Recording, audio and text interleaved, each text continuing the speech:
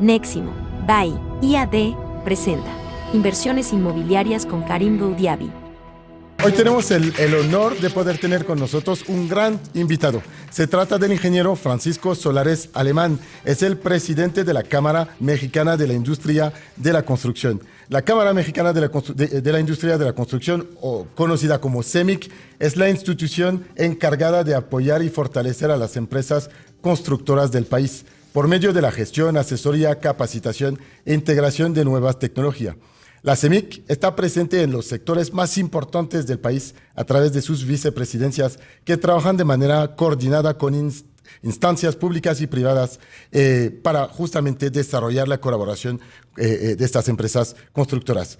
Ingeniero Francisco, es un honor tenerlo conmigo. Es en este primer programa de radio en el cual pues vamos a intentar dar a nuestra audiencia mucha información sobre lo que está pasando en el sector inmobiliario.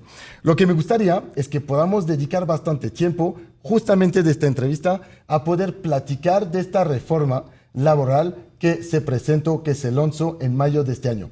Adelante, ingeniero. Karim, pues buenas noches, el honor es para mí, desde luego, estar en este arranque de que seguramente va a ser un importantísimo programa para el desarrollo inmobiliario de México. Muchas gracias por invitarnos. Cuéntanos un poquito entonces de cuál ha sido el impacto justamente de esta reforma laboral. Entiendo que con la reforma del outsourcing ya es un poquito más complicado para las empresas de la construcción poder operar como lo hacían en el pasado.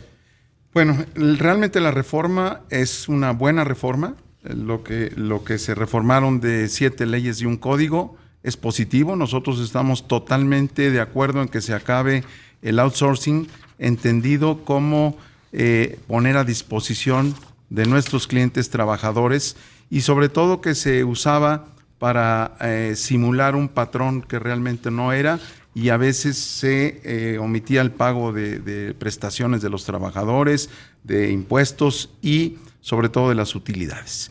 Ahí estamos totalmente de acuerdo en que eso se acabe. Sin embargo, hay ahora una interpretación de las autoridades del trabajo que en resumen, lo que dicen es que todos los constructores, las empresas constructoras, hacemos outsourcing cuando construimos, porque han definido poner a disposición trabajadores de nuestros clientes cuando los trabajos se hacen en el lugar, en el domicilio de los clientes o en el centro de trabajo.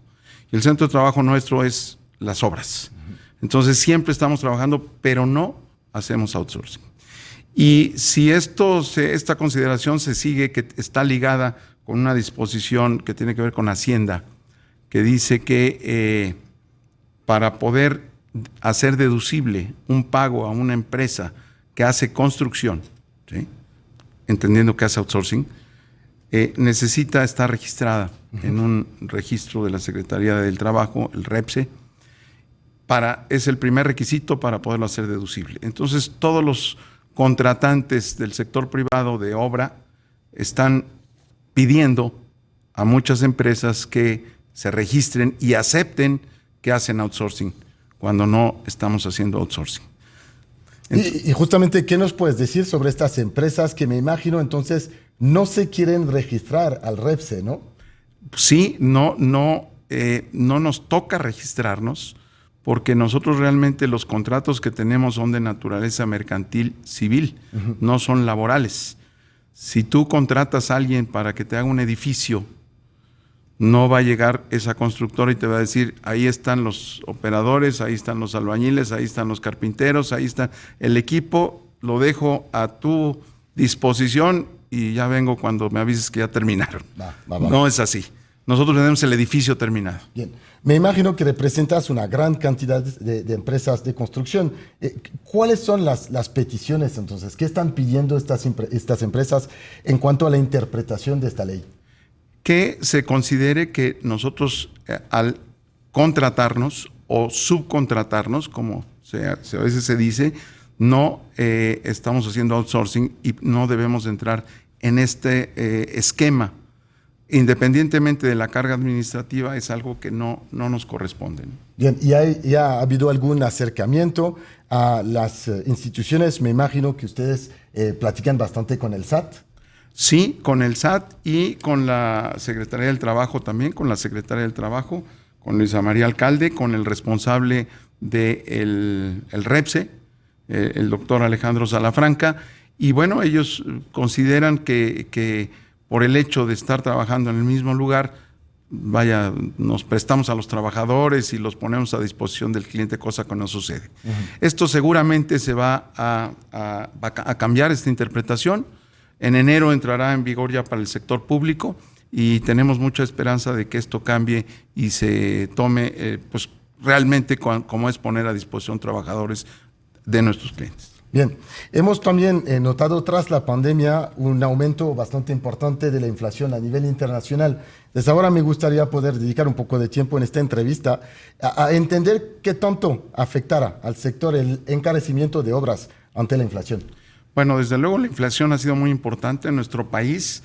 La inflación general de todo el país, el índice nacional de precios al consumidor, ya anda un poquito arriba del 6% anualizado. En la construcción estamos hablando del 16%. Desde luego, acarreado en primer lugar por el alza de los metales, el acero, el aluminio, ha subido mucho, hay una escasez mundial, los commodities han subido bastante y desde luego que esto ha retrasado un poco la recuperación, la reactivación económica de nuestro sector. Y esperamos para el año próximo que el acero, que es uno de los principales factores de insumos de nuestra industria, vuelva a tener otro repunte porque se había estabilizado. Entonces, para que nuestra audiencia entienda bien el impacto en su vida diaria, ¿tú crees que justamente este aumento del costo del acero tendrá un impacto sobre los precios de la vivienda? Quien quiera, por ejemplo, pues comprar un departamento hoy en día, lo tendría que hacer porque pues el precio de mañana sin duda será más caro. Es correcto. Ahora todavía no se ha notado tanto porque se ha estado desplazando inventario. Exactamente, inventario, pero para reponer ese inventario será más caro y los precios reflejarán un aumento. Ahora, en la parte total del precio de una vivienda o de una parte inmobiliaria, más o menos lo que impacta la construcción es del orden de un 40%.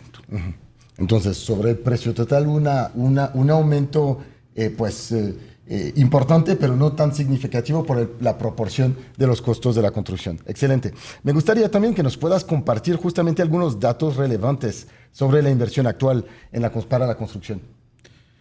Bueno, sobre la inversión, la construcción en México y en todos lados, bueno, funciona con inversión pública y inversión privada. La inversión pública, fundamentalmente en infraestructura de uso público, desde luego, no ha sido lo suficiente que necesitaría el país para poder desarrollarse. En el año pasado apenas invertimos del orden de un 2% del PIB, cuando deberíamos estar invirtiendo del orden de un 5%. La inversión privada, después de la pandemia y ya desde un poco antes, se ha retraído un poco, ha disminuido la inversión privada. Tiene que ver con el índice de confianza que se tiene en el país en varios rubros que hay. Este no es el mejor momento para invertir, de acuerdo a las estadísticas del INEGI, de los inversionistas en construcción. Entonces, el mercado o más bien la proporción que teníamos de la construcción antes de la pandemia llegó a estar hasta 80% inversión privada, 20% inversión pública. Ahora andamos como 60-40. No aumentó la inversión pública. Lo que pasa es que disminuyó la inversión privada. Bien, excelente. Muchísimas gracias, Francisco Solares Alemán, por toda esta información súper interesante sobre el rol de la CEMIC y los retos que presentan en materia de construcción. Muchísimas gracias. Gracias a ti, Karim. Un gusto estar por aquí. Un gusto. Este programa fue presentado por Neximo, la primera inmobiliaria digital de México. Hacemos más para ti.